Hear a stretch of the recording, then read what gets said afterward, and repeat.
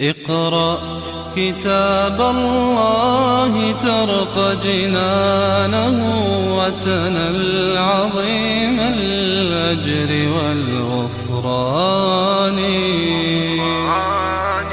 رتله روي القلب من نفحاته كالماء يروي لهفة العطشان.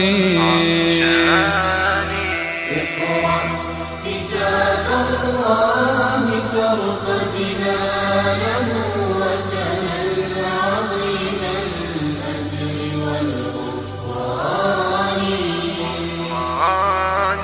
رتله روي القلب من نفحاته كالماء يروي لهفة العطشان.